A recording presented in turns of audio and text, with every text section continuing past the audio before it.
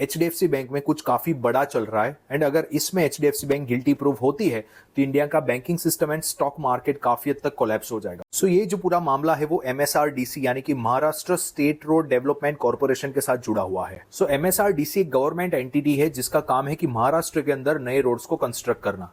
अभी जाहिर सी बात है कि एक रोड कंस्ट्रक्शन वाली कंपनी तो उसके पास रोड को कंस्ट्रक्ट करने के लिए काफी ज्यादा पैसा ऑन हैंड होगा।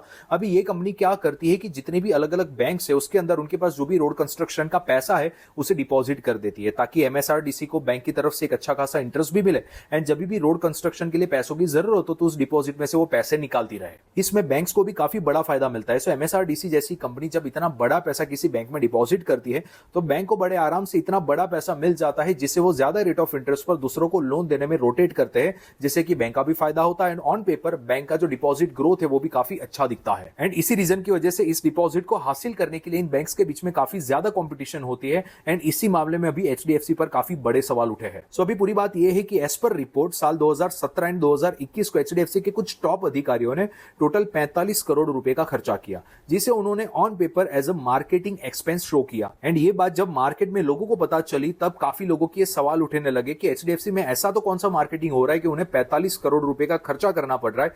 मतलब कि कहीं उन्होंने एमएसआरडीसी से वो डिपॉजिट लेने के लिए तो 45 करोड़ रुपए का खर्चा नहीं किया। अब जैसे लोगों के बीच में क्वेश्चन उठने लगे वैसे एचडीएफसी बैंक ने इंडिपेंडेंट डायरेक्टर्स की कमेटी को अपॉइंट किया जिन्हें ये पूरा इन्वेस्टिगेशन सौंप दिया। इन्वेस्टिगेशन के बाद उनकी तरफ से रिस्पॉन्स मिलता है कि एचडीएफसी बैंक के कुछ एम्प्लॉइज ने बिजनेस ओवररीच किया है। मतलब कि बिजनेस के टारगेट को खत्म करने के लिए उन्होंने आउट ऑफ द वे जो प्रोसेस का काम करना था, जो प्रोसेस में रहकर उन्हें काम करना था, उस प्रोसेस को उन्होंने ब्रेक किया है, लेकिन उससे किसी को भी कोई भी पर्सनल बेनिफिट नहीं हुआ है। एंड इस डिपॉजिट को लेने के लिए उन्होंने किसी भी तरीके का ना तो कोई फ्रॉड किया है ना तो किसी भी तरीके की रिश्वत दी है। मतलब कि उनके मुताबिक एचडीएफसी बैंक में कोई गड़बड़ी नहीं हुई है। सो अगर कोई गड़बड़ी नहीं हुई है तो इस इन्वेस्टिगेशन के तुरंत बाद एचडीएफसी बैंक के CEO, CFO and retail asset head को वार्निंग लेटर क्यों दिया गया एंड उन पर 1 लाख का जुर्माना क्यों लगाया गया। एंड शक तो तब ज्यादा हुआ कि मार्च 2026 को एचडीएफसी के चेयरमैन बिना किसी बात के एकदम से रिजाइन दे देते हैं। एंड इसी रीजन की वजह से आरबीआई भी कंटिन्यूअसली एचडीएफसी पर नजर रख रही है। अगर एचडीएफसी का कोई भी फॉल्ट सामने आता है तो यहां पर सिर्फ 45 करोड़ का स्कैम सामने नहीं आएगा,